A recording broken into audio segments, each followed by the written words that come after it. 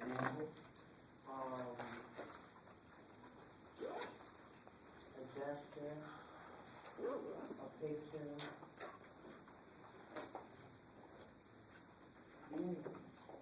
Right? Now, when we say that it represents something else, what do we mean by that? Actually, what do we mean that it represents something else? well, it depends on whether you're talking about material or non-material. Well, tell me how. Give Like me the a Quran and the Bible are symbols of religious doctrines, and they are sacred, so they represent both material and non-material because they involve ideas as well as the actual physical book. Okay, I can accept that. You sort of evil about it, but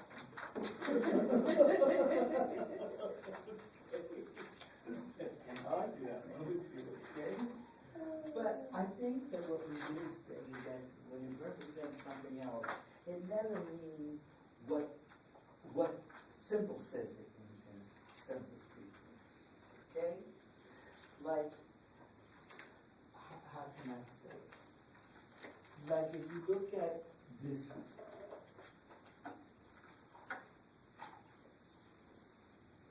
okay, that we say is a heart, but it doesn't mean a heart.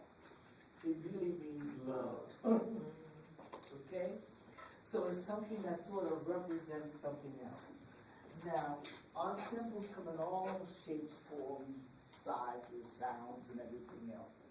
Because very often, a sound is a symbol. Things that you can see are symbols. If somebody says,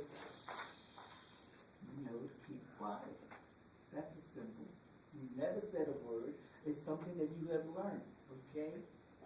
Now you'll see that it gets, how can I say?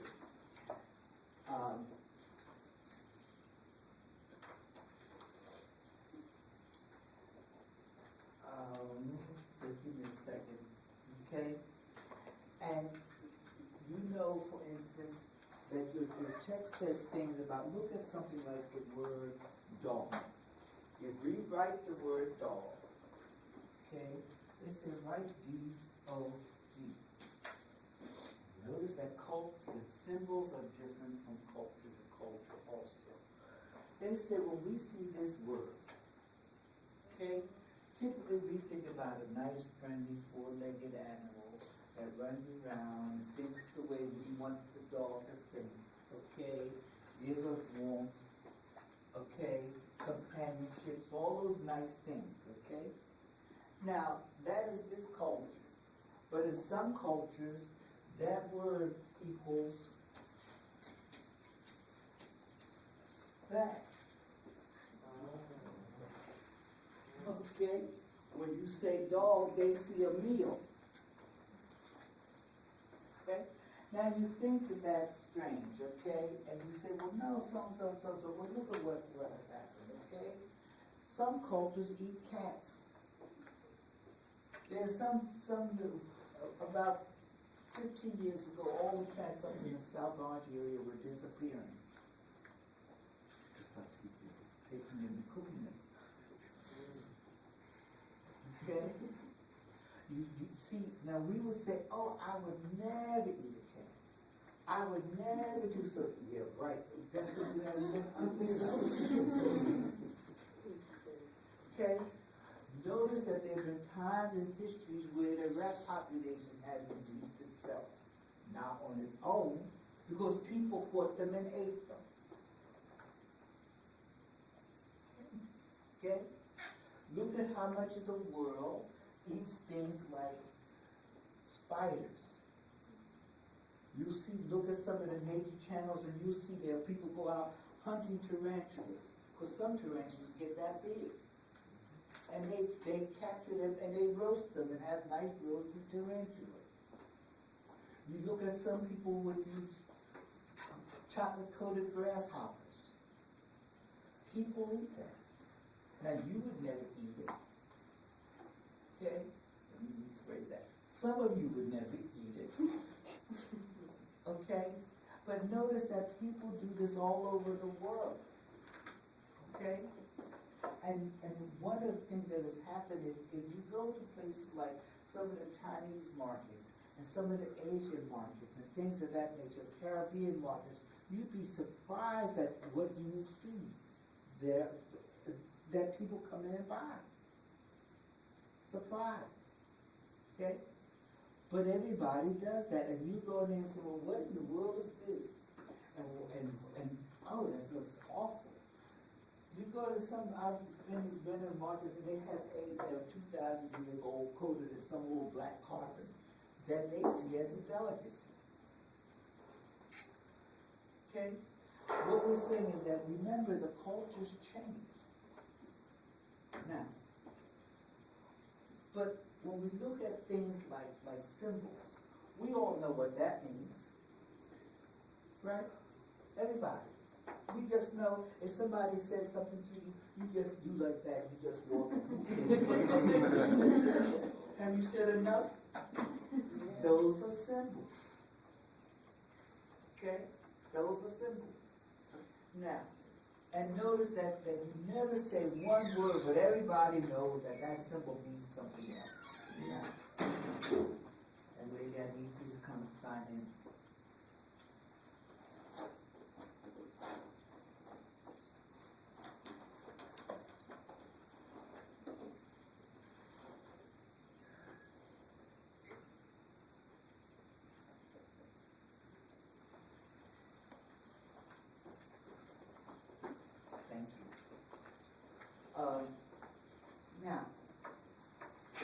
Now notice that half of the world functions on symbols, and some symbols are basically universal, okay? Because everybody knows what they mean. And I think, let me get these, okay? You notice that in your book, they give you a picture of the Confederate flag. And that symbol means something different depending on who you're looking at. Okay?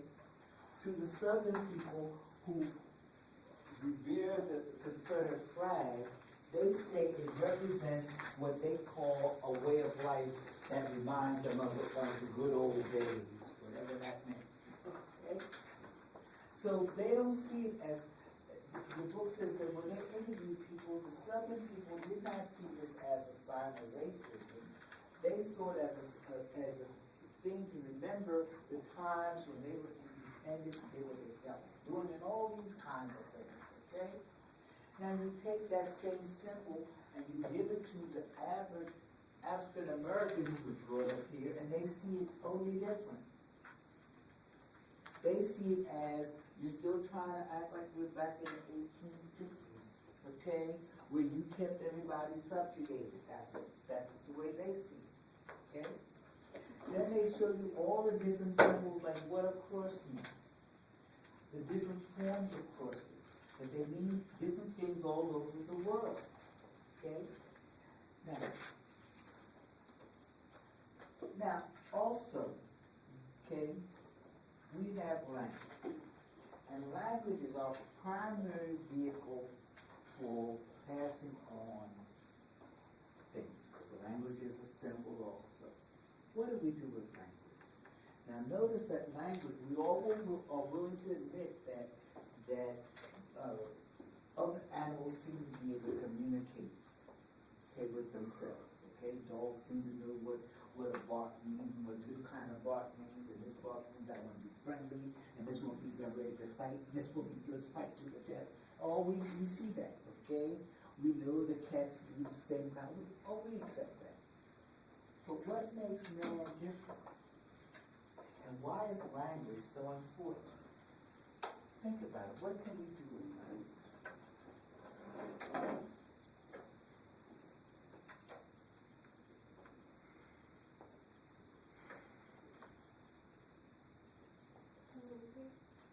What do you mean by communicate?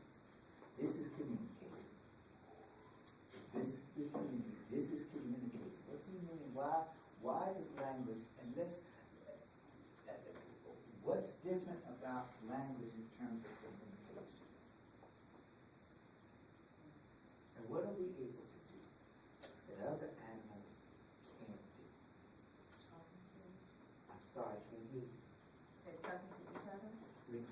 other, and what are we able to do when we talk to each other? Look how far our language takes us, okay?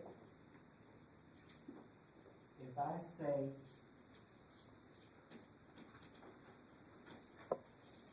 what does that tell me? I got a sentence, and I put the word will.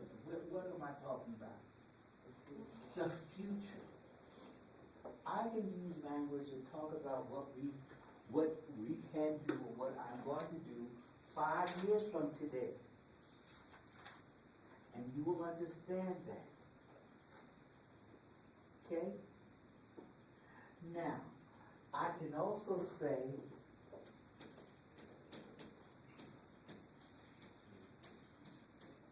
and how far back can I go? I can go back almost to the beginning of time and talk about what happened in the past. And you will understand that. Okay? So language, the difference between them is that we are able to take language and move it to way in the future and understand that something's going to happen. We can talk about the past and we can talk about the present. Okay? Now, and when you start reading things like these textbooks, what they're doing to a large extent is telling you about the past and trying to